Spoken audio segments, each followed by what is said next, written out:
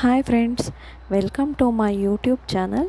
ನಾನಿವತ್ತು ವಾಂಗಿಬಾತನ್ನು ಮಾಡೋದು ಹೇಗೆ ಅಂತ ಹೇಳ್ಕೊಡ್ತಾ ಇದ್ದೀನಿ. ನೋಡಿ ಎಷ್ಟು ಸಕ್ಕತ್ತಾಗಿ ಬಂದಿತ್ತು, ತುಂಬ ಟೇಸ್ಟಿಯಾಗಿತ್ತು. ಬನ್ನಿ ನೋಡೋಣ ಹೇಗೆ ಮಾಡೋದು ಅಂತ. ಮೊದಲನೇದಾಗಿ ನಾನಿಲ್ಲಿ ಒಂದು ತಪ್ಪಲೆಗೆ ಒಂದು 5-6 ಟೇಬಲ್ ಸ್ಪೂನ್ ಆಗುವಷ್ಟು ಎಣ್ಣೆಯನ್ನು ಹಾಕಿ ಅದಕ್ಕೆ 1 ಟೇಬಲ್ ಸ್ಪೂನಷ್ಟು ಸಾಸಿವೆಯನ್ನು ಹಾಕ್ತಿದ್ದೀನಿ. ಅದಾದಮೇಲೆ ಕರಿಬೇವಿನ ಎಲೆಗಳನ್ನು ಹಾಕ್ತಾಯಿದ್ದೀನಿ. ಕರಿಬೇವು ಒಂದು 2 ಕಡ್ಡಿಯಷ್ಟು ಹಾಕ್ತಾಯಿದ್ದೀನಿ. ಅದಾದಮೇಲೆ ಕಡಲೆಬೀಜ ಒಂದು 2 ಟೇಬಲ್ ಸ್ಪೂನ್ ಅಷ್ಟು ಹಾಕಿ, ಅದಾದಮೇಲೆ ಕಡಲೆಬೇಳೆ 1 ಟೇಬಲ್ ಸ್ಪೂನಷ್ಟು ಹಾಕಿ ಅದನ್ನು ಚೆನ್ನಾಗಿ ಹುರ್ಕೋತಾ ಇದ್ದೀನಿ. ಕಡಲೆಬೀಜ ಪೂರ್ತಿಯಾಗಿ ಕೆಂಪಾಗೋವರೆಗೂ ಹುರ್ಕೋತಾ ಇದ್ದೀನಿ.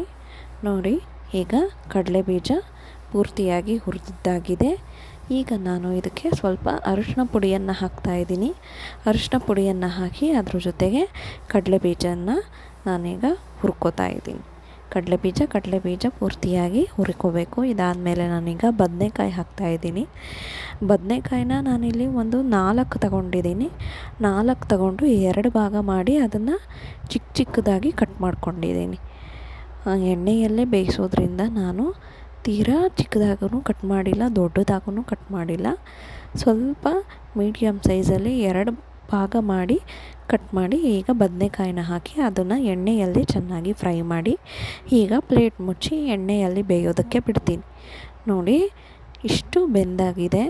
ಅದು ಸ್ವಲ್ಪ ಕಲರ್ ಚೇಂಜ್ ಆಗೋವರೆಗೂ ನಾವು ಬೇಯಿಸ್ಕೋಬೇಕು. ಎಣ್ಣೆಯಲ್ಲೇ ಪೂರ್ತಿಯಾಗಿ ಬೇಯಬೇಕು ಅದು ಬದನೆಕಾಯಿ. ನಾವಿಲ್ಲಿ ನೀರು ಹಾಕ್ದಲೇ ಬೇಯಿಸೋದ್ರಿಂದ ಎಣ್ಣೆಯಲ್ಲಿ ಸ್ವಲ್ಪ ಟೈಮ್ ಹಿಡಿಯುತ್ತೆ. ಅಲ್ಲಿವರೆಗೂ ನಾವು ಚೆನ್ನಾಗಿ ಬೇಯಿಸ್ಕೊಂಡು ಬದನೆಕಾಯಿ.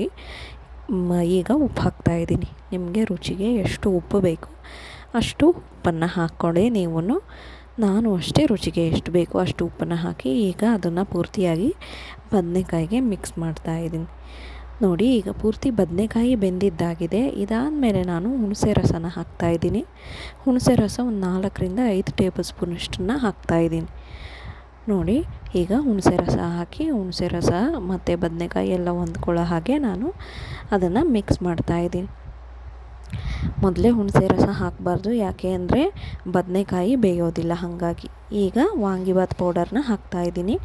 ವಾಂಗಿಬಾತ್ ಪೌಡರ್ ಹಾಕಿ ಒಂದು 2 ನಿಮಿಷದವರೆಗೂ ನಾವು ಬೇಯಿಸಿದ್ರೆ ಸಾಕು. ಯಾಕೆ ಅಂದರೆ ವಾಂಗಿಬಾತ್ನ ಪೌಡರ್ನ ನಾವು ಮೊದಲೇ ಹುರಿದು ಮಾಡಿರ್ತೀವಿ.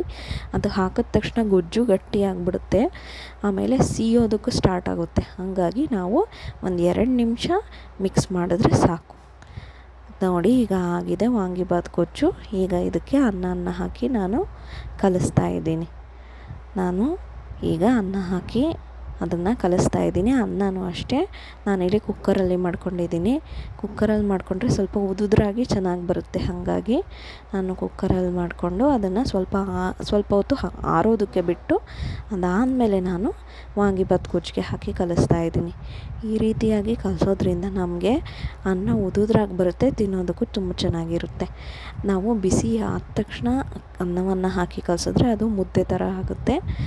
ಅದನ್ನು ಆ ಥರ ಮಾಡಬಾರ್ದು. ನಾವು ಅನ್ನವನ್ನು ಬೇಯಿಸಿ ಅದನ್ನು ಸ್ವಲ್ಪ ಆರೋದಕ್ಕೆ ಬಿಟ್ಟು ಆಮೇಲೆ ಕಲಿಸ್ಬೇಕು.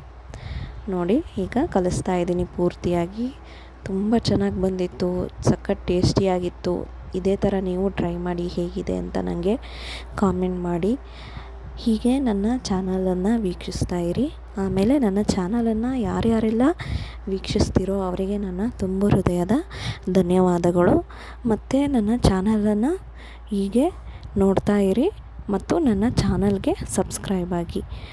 ಯಾರ್ಯಾರೆಲ್ಲ ನನ್ನ ಚಾನಲನ್ನು ವೀಕ್ಷಿಸ್ತೀರೋ ಅವರಿಗೆ ನನ್ನ ಧನ್ಯವಾದಗಳು. Thanks for watching.